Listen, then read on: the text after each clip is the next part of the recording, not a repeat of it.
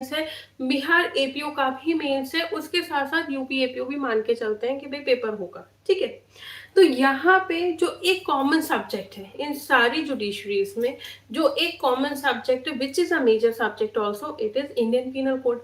तो जब हम इंडियन पीनल कोड की बात करते हैं तो प्रॉब्लम बेस्ड क्वेश्चंस काफी ज्यादा पूछे जाते हैं आपके इन इंडियन पीनल कोड। तो इंडियन पीनल कोड में प्रॉब्लम बेस्ड क्वेश्चंस आते हैं। मेन प्रॉब्लम कहाँ आती है कि भाई प्रॉब्लम बेस्ड क्वेश्चंस को सॉल्व कैसे किया जाए, उसकी आंसर राइटिंग कैसे की जाए, उसमें कौन कौन से फैक्ट्स लिखने चाहिए, कंक्लूड कैसे करना है, आंसर इन बेसिक अगर बात करें कि भाई प्रॉब्लम बेस्ड क्वेश्चंस को अटेम्प्ट कैसे करना है। ठीक है, तो मेंस का ये पेपर है। तो यहाँ पे एक चीज सबसे पहले मैं बताना चाहूंगी कि आरजेएस की मेंस की टेस्ट सीरीज चल रही है, हरियाणा की भी है, बिहार एपीओ की भी है। तो इन सब की मेंस की टेस्ट सीरीज चल रही है। उसके साथ साथ अगर किसी को सिर्फ और सिर्फ मेंस की टेस्ट सीरीज ज्वाइन करनी है, नमस्ते अशोक, ज्वाइन करनी है for any of the judicial examination, तो एक मेरा जो ऐप है दक्षिणा लॉ एकेडमी का ऐप, आप उसे डाउनलोड कर लीजिए। वहां पे 43 टेस्ट का एक सेट बनाया हुआ है, वहां पे आपको सारे क्वेश्चन पेपर विद आंसर की मिल जाएंगे। जो आपका आरजेएस का पेपर है वो भी हमने ऐप पे अपलोड कर दिया है, तो आपको वो भी मिल जाएगा। ठीक है, तो चलिए शुरू करते हैं इस वीडियो को। तो यहाँ पे हम डिस्कस करेंगे क्वेश्चन विद आंसर, प्लस उसको समझेंगे कि उसका आंसर किस तरह से आपको लिखना है। Good afternoon. तो सबसे पहले देख लेते हैं क्वेश्चन। तो यहाँ पे देखिए क्वेश्चन क्या दे रहे हैं। क्वेश्चन है ए सेज, यानी कि ए एक पर्सन है, इसने बोला, ठीक है, कि Z is a honest man. Suppose करिए ये पर्सन कौन है, ये Z है, और A ने बोला Z is a honest man. क्या है भाई Z? एक ऑनेस्ट बंदा है, ईमानदार है। He never stoles be watch, और उसके साथ क्या बोला कि Z कभी भी बी की वॉच स्टोल नहीं करेगा, चोरी नहीं करेगा। ठीक है, ये चीज समझने में सुनने में तो अच्छी लग रही है। भाई ए ने कितनी अच्छी बात बोली कि भाई जेड एक ऑनेस्ट पर्सन है और ये कभी भी बी की वॉच चोरी नहीं करेगा। ठीक है, इंटेंडिंग, अभी तक तो चीजें ठीक चल रही थी। दिख नहीं रहा है मैम, दिख नहीं रहा है बेटा, आपके नेटवर्क में इशू होगा क्योंकि मुझे दिख रहा है। ठीक है, तो यहां तक की बात क्लियर हो गई कि भाई इतना तो क्लियर है कि भाई ए ने बोला जेड क्या है, एक ऑनेस्ट पर्सन है और उसने बी की वॉच चोरी नहीं की थी। बहुत अच्छी बात बोली ए ने। इसके बाद बोलता है इंटेंडिंग टू, अब इंटेंशन आ जाती है ए की, cause it to be believed that Z did steal B's watch. मतलब क्या हुआ, ए ने इस तरह से ये चीज जेड के लिए बोली है कि अगर कोई सुनता है इस बात को तो उसे लगेगा कि भाई इसी ने ही चोरी की है। नहीं समझ में आया? ठीक, एक शब्द होता है आयरॉनिकली। ठीक है, कौन सा शब्द हमने बोला? आयरॉनिकली। जैसे हम बोलते हैं ना कि भाई वो बंदा तो इतना सीधा है जितनी इमरती सीधी है। ठीक है, हमने सीधा भी बोला और उसे कंपेयर सबसे दुनिया की सबसे टेढ़ी चीज से कर दिया। ठीक है, और हमने बेटा इससे क्या बड़ा करेंगे, ये सबसे बड़ा है, आपका जूम ही है, ये पूरा जूम्ड है। ठीक, हमने एक बोला और किसी को भी प्रॉब्लम आ रही है कि नहीं दिख रहा है, आयरॉनिकली समझा रहे थे। तो यहाँ पे हम बोल रहे थे कि हमने बोला कि वो पर्सन बहुत ही सीधा है और इतना सीधा है जैसे कि इमरती सीधी होती है। ठीक है, तो हमारे कहने का मतलब क्या निकाला जाएगा कि वो बंदा टेढ़ा है, वो बहुत क्लेवर बंदा है। ठीक है, उसी तरह से ए ने बात तो बोली कि भाई जेड क्या है, ऑनेस्ट है, लेकिन किस तरह से बोला? आयरॉनिकली बोला। किस तरह से बोला? इसकी इंटेंशन ये थी बताना कि भाई इसी ने चोरी की है। तो इसने बोला अरे ए ने बोला अरे जेड ने चोरी की, अरे वो तो बहुत ईमानदार बंदा है, लेकिन भाई उसने चोरी नहीं की होगी। लेकिन उसने जिस तरह से वो चीज बोली उसका इंटेंशन था कि जेड ने ही चोरी की है। अब यहाँ पूछा जा रहा है give reason and also refer to relevant provision if any on the point. अगर कोई ऑफेंस हुआ है ए ने अगर कोई ऑफेंस कमिट किया है तो उससे रिलेटेड अपना प्रोविजन बताइए और भाई क्यों किया है ये बताइए। तो कॉन्सेप्ट क्वेश्चन समझ में आ गया कि क्वेश्चन क्या कहना चाह रहा है। इंटेंशन है बताने की कि भाई जेड ने चोरी की है, ठीक है। अब आते हैं इसके आंसर पे। तो देखिए आंसर बहुत सिंपल है। सबसे पहले जो एग्जामिनर आपसे पूछ रहा है, सबसे पहली लाइन में जो एग्जामिनर आपसे पूछ रहा है वो बता दो, ठीक। सबसे पहले क्या लिख दोगे, yes A has committed an offence of deformation. भाई डिफेमी तो कर रहा है, ये क्या कर रहा है, इस तरह से वो चीज बता रहा है कि लगेगा कि भाई जेड ने ही किया है, तो यहाँ पे उसने डिफॉर्मेशन का क्राइम किया है अंडर सेक्शन 499। और इसमें भी अगर हम इलस्ट्रेशन देखते हैं ए, तो ये ए इलस्ट्रेशन से आपका आता है, डायरेक्ट ए इलस्ट्रेशन है, yes it is a deformation, ठीक। अब यहाँ पे तो हो गया आपका, जो आपको डिसाइड करना है कि ए ने कमिट किया है या नहीं किया है ऑफेंस, ठीक। इसके बाद जब आपकी बात आती है वो आती है रीजन की। इसके बाद हम क्या बात करेंगे कि रीजन क्या है। अगर आपने ये सोच रहे हो कि भाई इसने कमिट किया है तो what is the reason behind, तो यहाँ पे आप लिखोगे हेडिंग रीजन।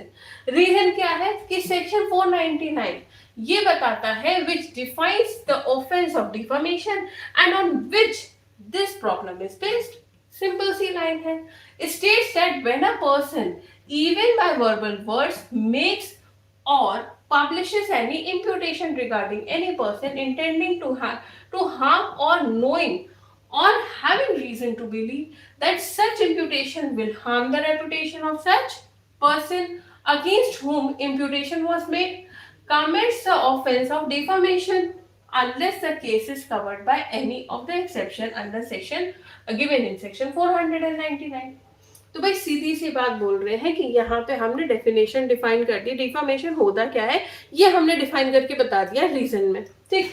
इसके बाद हमने थोड़ा सा ये बताया ऑल्टरनेटिव, जो आयरॉनिकली वर्ड यूज किया गया कि भाई सीधा है, सीधा लेकिन किस तरह से है, इमरती की तरह सीधा है, तो that is the word which is use negatively.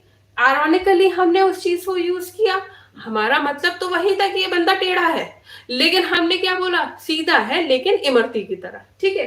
तो ये चीज हो गई। अब हम क्या करेंगे, हम आएंगे अपने प्रॉब्लम पे। ये चीज हमने बता दी, फिर आएंगे हम प्रॉब्लम पे। इन द गिवन प्रॉब्लम, अब ये क्या हो गया, हमारा कंक्लूजन हो गया। इन द गिवन प्रॉब्लम, वापस जाएंगे प्रॉब्लम में, the statement of A regarding Z is ironical. अब ये हमें पता कैसे चला कि ये आयरॉनिकल है, क्योंकि वहां पे इंटेंशन बता दी थी आपके क्वेश्चन में ही कि भाई एक ही इंटेंशन है, क्लियर इंटेंशन है कि उसे क्या करना है, कि बताना है कि इसी ने चोरी की है। As he intends to cause it to be believe that it is Z who stoles the watch, thus A has committed offense of defamation in view of section 499। read with explanation 3 unless he proves that he is in a case, अगर वो exception में cover हो रहा है तो कोई बात नहीं, लेकिन अगर नहीं हो रहा है तो उसने ये ऑफेंस किया है, ठीक है। अब यहाँ पे एक केस लॉ बता दिया है, अगर केस लॉ याद है वेरी गुड, नहीं है तो भी काम चल जाएगा। तो केस क्या है, in R Shankar versus state 1959 Kerala high court का ये जजमेंट है। इसमें बोला था that even an innocent statement amounts to defamation if it is ironical. भाई ए ने क्या ही बोला था, ए ने यही तो बोला था कि भाई इसने चोरी नहीं की, बहुत सीधा बंदा है, ठीक। इनोसेंट कमेंट था, लेकिन किस तरह से था, आयरॉनिकल था, ठीक है। तो इस पे डायरेक्ट आपका ये जजमेंट आ जाएगा। तो अगर आपको जजमेंट याद है वेल एंड गुड, बहुत अच्छी बात है, नहीं है तो स्ट्रेस मत लो, ठीक है।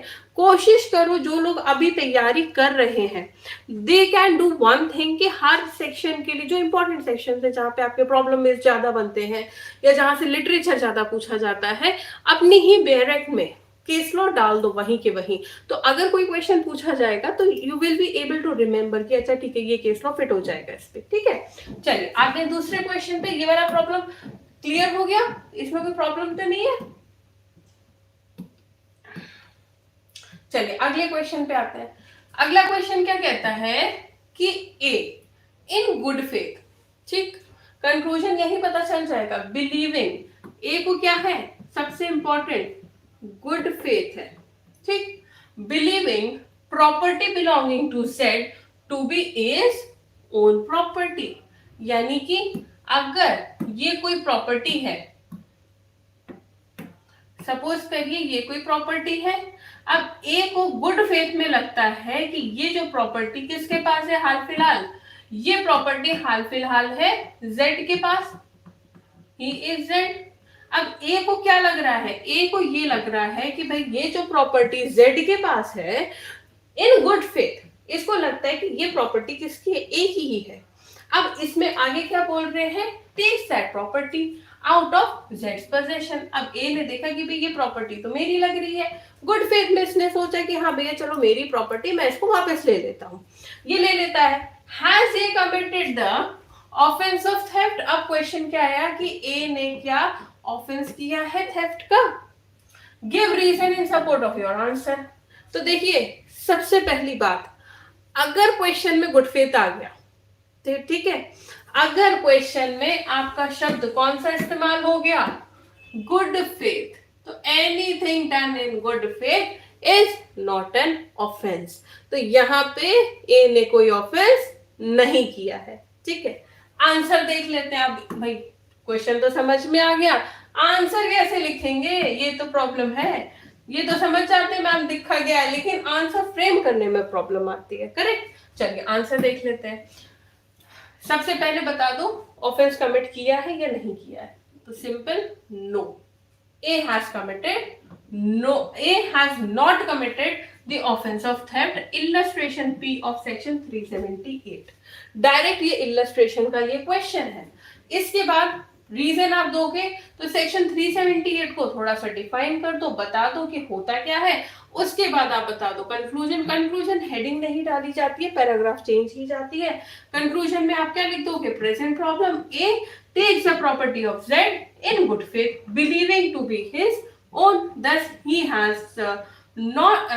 he has no dishonest intention। भाई एक ही अगर डिसऑनेस्ट इंटेंशन होती तो बिल्कुल ये थेफ्ट के लिए लायबल हो जाता, लेकिन क्योंकि इसकी गुड फेथ है तो ये कभी भी आपकी थेफ्ट के लिए लायबल नहीं होगा, ठीक है।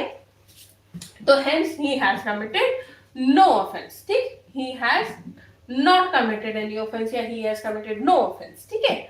चलिए अगले क्वेश्चन पे आते हैं। अगला क्वेश्चन आपका कहता है, अगेन आईपीसी का ही क्वेश्चन है, ए इंस्टिगेट्स बी, वेरी इंपॉर्टेंट। ये क्वेश्चन आपका कई बार पूछा गया, अबेटमेंट का क्वेश्चन है, और ये पर्टिकुलर क्वेश्चन आपका हरियाणा में पूछा गया है। बता देती हूँ पहले, ये आपका क्वेश्चन हरियाणा में पूछा गया है, ऑलरेडी आया है, वेस्ट बंगाल में आ चुका है, देन सिविल सर्विसेज में आया है, और एमपी में भी आया है, ठीक है। तो it's a very important question. Question क्या है कि ए ने इंस्टिगेट किया बी को कि भाई जाके डी को मार दो, ठीक। क्या क्वेश्चन बोल रहा है, क्वेश्चन ये बोल रहा है कि ए, ये एक पर्सन है ए, इसने क्या किया, इसने अबेटमेंट किया बाय इंस्टिगेशन, इंस्टिगेशन किया किसको, बी को, और इसने क्या बोला बी से कि भाई तुम जाओ और जाके डी को किल कर दो, ठीक है। अबेटमेंट बाय इंस्टिगेशन हो गया। बी इन परसुएंस, अब बी ने क्या किया, ए की बात सुनी, बड़े जोश में आ गया, भाई इसने बोला है मारने के लिए, मैं तो मारने जाऊंगा, ठीक। अब क्या हुआ, be in pursuance of instigation stars D. अब बी भाई सब गए खूब बढ़िया अपना हॉकी वॉकी लेके जाते हैं बी डी के पास, और ये क्या करते हैं, इनके सर पे मार देते हैं, इनके सर पे हॉकी मार देते हैं, स्टार्ट कर देते हैं।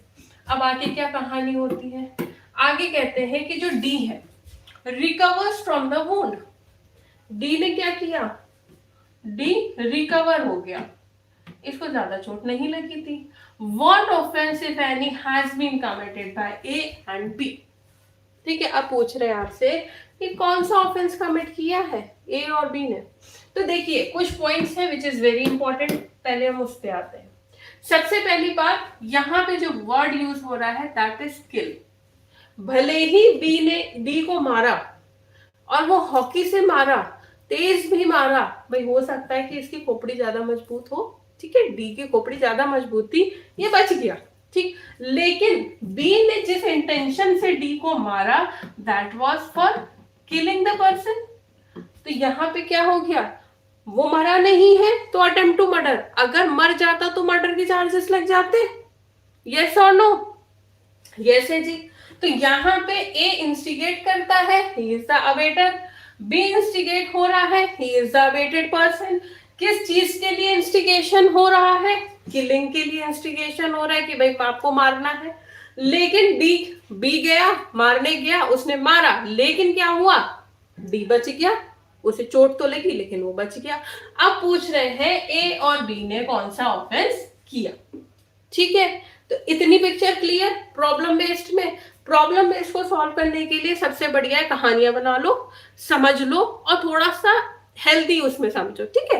हेल्दी इन द सेंस कि थोड़ा सा मजाक वाले उसमें समझो तो ज्यादा अच्छे से समझ में आता है। आप बिल्कुल एकदम सीरियस होके बैठोगे, ए इंस्टिगेट्स बी एंड बी, मतलब एकदम रट्टू तोता वाले में मत जाओ, आईपीसी है, डेली लाइफ में इसको डालो, ठीक है। चलिए आगे आंसर पे कि आंसर क्या कहता है, ठीक है। आंसर पे आया जाए। अब यहां पे क्योंकि हमने देखा कि भाई ए ने इंस्टिगेशन किया, बी ने परसुएंस किया, करेक्ट।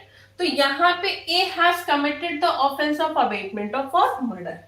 क्यों अटेम्प्ट टू मर्डर क्यों नहीं, अबेटमेंट फॉर मर्डर क्यों, क्योंकि भाई इंटेंशन तो उसकी यही थी, वो डी बच गया, वो उसका किस्मत है, करेक्ट, वो उसकी किस्मत है। लेकिन यहाँ पे क्या है, ए की लायबिलिटी क्या बनाई जाएगी, अबेटमेंट फॉर मर्डर। बी की क्या लायबिलिटी बनाई जाएगी, तो B has committed the offence attempt to murder. अगर ये मार देता, अगर डी की डेथ हो जाती उस वुंड से, उस चोट से, तो बिल्कुल मर्डर लग जाता, लेकिन वो बच गया, तो यहाँ पे उसकी क्या बनेगी, अटेम्प्ट टू मर्डर की लायबिलिटी बनेगी। इसके बाद आप दोगे रीजन, सेक्शन 108 एक्सप्लेनेशन 2, इसमें दो पार्ट्स दिए गए हैं। पहला पार्ट ये बोलता है कि जो ऑफेंस है, to constitute the offense of abatement, it is not necessary the act abated should be committed। भाई सिंपल सी बात है, आपने अबेटमेंट कर दिया, ऑफेंस हो या ना हो आपकी लायबिलिटी तो बन गई, करेक्ट। सेकेंड बोलता है द इफेक्ट रिक्विजिट, भाई इनका क्या इफेक्ट था, ए क्या इफेक्ट चाह रहा था कि डी की मौत हो जाए, डी मर जाए, लेकिन वो नहीं मरा, उसकी हड्डी मजबूत थी। तो यहाँ पे क्या हुआ था, effect requisite to constitute the offence should be cost, ठीक है। अब यहाँ पे आते हैं केस पे। अब केस क्या कह रहा था, in this case, in the case in the hand, A would be guilty of offense of abatement of murder in the view of second part explanation 2 of section 108। अब यहाँ पे क्या हुआ, D रिकवर कर जाता है, वुंड ठीक हो जाते हैं, वो मरता नहीं है। तो as section 108 lays down, it is not necessary that the effect requisite to constitute the offense should be caused। भाई जरूरी नहीं है कि डी मरेगा तभी हम आपकी लाइबिलिटी बनाएंगे, वो बच गया लेकिन फिर भी हम आपकी लाइबिलिटी बनाएंगे क्योंकि इंटेंशन थी आपकी मारने की, ठीक है। इसके बाद इट इज नोटेबल, अब ये सब आपका क्या आ जाएगा, कंक्लूजन में आ जाएगा। इसके बाद अगर आप देना चाहो तो एक नोट लिख के दे सकते हो कि ये जो प्रॉब्लम है ये इलस्ट्रेशन बी सेक्शन 108 से दी गई है। तो इस तरह से आपको मेंस की आंसर राइटिंग करनी होती है, खास करके प्रॉब्लम बेस्ड क्वेश्चंस की। That's all for today, thank you so much, all the best for examinations.